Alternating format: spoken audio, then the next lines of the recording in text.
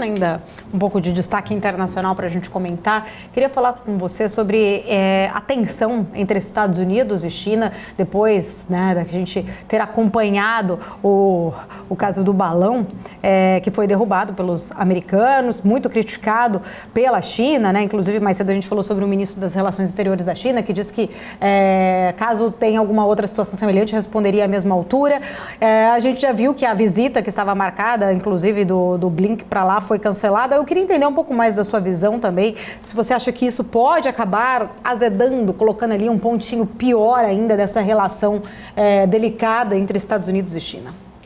A relação de Estados Unidos e China é um paradoxo, porque existe uma grande interdependência das duas economias, dos dois países, são as duas maiores economias do mundo. Os Estados Unidos é o maior comprador da China e a China é o maior vendedor para os Estados Unidos. Quer dizer, eles têm uma relação simbiótica. Outras coisas que importam nessa relação é que a China, ela goza de um benefício que os Estados Unidos dá para o mundo, mas ela se beneficia de maneira superlativa, que é a liberdade dos movimentos pelas águas oceânicas do mundo para levar os seus produtos. Praticamente é a Marinha Americana que faz a patrulha do mundo e garante um ambiente, um regime de liberdade comercial que esses navios cargueiros podem passar para um lado para o outro.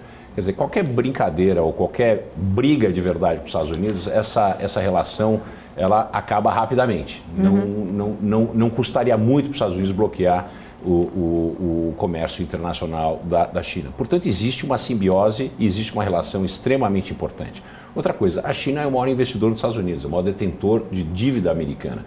Quer dizer, os Estados Unidos também não quer um acirramento da relação.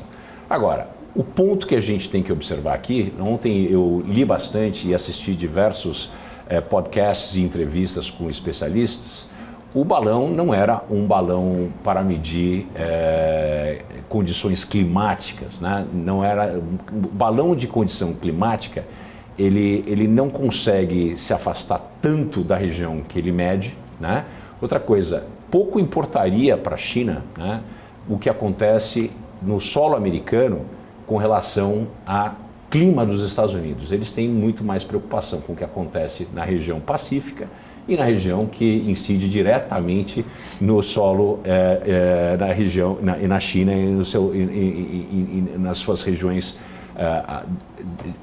que circulam a região da China, Pelo outro lado, um dos especialistas que eu vi, esse expert, ele estava falando que o balão mede o tamanho de 3 ônibus, um do lado do outro. Quer dizer, nenhum balão para medição de condições climáticas tem essa dimensão. Então, nós temos, de fato, um questionamento muito grande. O que fazia um balão sobrevoando o território americano? Eu sei que isso, de fato, cria uma relação um pouco mais azeda. No entanto, a expectativa é que tanto os chineses como os americanos olhem para o outro lado, porque eles têm coisas muito mais importantes para serem feitas. No final do dia, o pragmatismo sempre tende a imperar. Inclusive, também a gente falou um pouco antes, sobre os Estados Unidos sugerirem a implantação de mísseis de médio alcance no Japão, como uma parte aí de um plano para reforçar a defesa contra a China. Japão e Estados Unidos querendo reforçar ali as ilhas que separam o mar da China Oriental do Pacífico Ocidental, porque estariam perto de Taiwan. Além dessa situação delicada já colocada aí no final de semana em relação ao balão, que depois a própria China acabou trazendo aí um tom realmente de que não gostou, porque os Estados Unidos derrubou, mas agora também os Estados Unidos sugerindo a implantação de mísseis ali de médio alcance no Japão.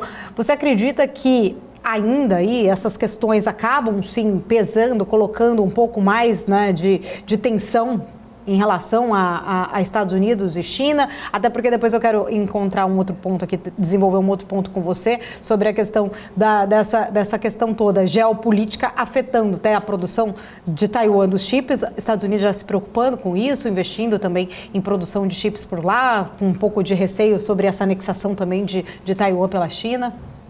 Bom, mísseis de médio alcance no Japão, aí a coisa muda de coloração.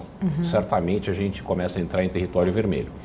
Imagine o seguinte, o que aconteceu em 1962 quando a União Soviética decidiu colocar mísseis nucleares na ilha de Cuba. Essa é mais ou menos uma relação exata em termos do que seria a reação dos Estados Unidos, né, se a China fizesse o mesmo e decidisse que Cuba é o seu amigo, né, de turno e que colocaria também mísseis de médio alcance na ilha de Cuba. Eu sei que o Japão é um país independente, é um país que tem preocupação com o movimento armamentístico nacionalista da China, mas a grande preocupação dos chineses seria a possibilidade desses mísseis não serem para a defesa do Japão e sim para a defesa de Taiwan. E como Taiwan, na mente dos chineses, é uma ilha desgarrada e tem a política de uma China só, isso vai ser visto como uma agressão. E, de fato, dá para a gente entender o lado chinês. Bom, eu vou continuar daqui a pouco querendo entender um pouco mais a sua visão, principalmente em relação a essa questão, né, da geopolítica como um todo, principalmente da produção dos chips indo para os Estados Unidos. A gente também tem um outro detalhe que eu queria falar com você sobre o México também, estando aí na mira, né? A gente está mais próximo ali, tanto Estados Unidos e Canadá. Vamos falar sobre isso daqui a pouco, mas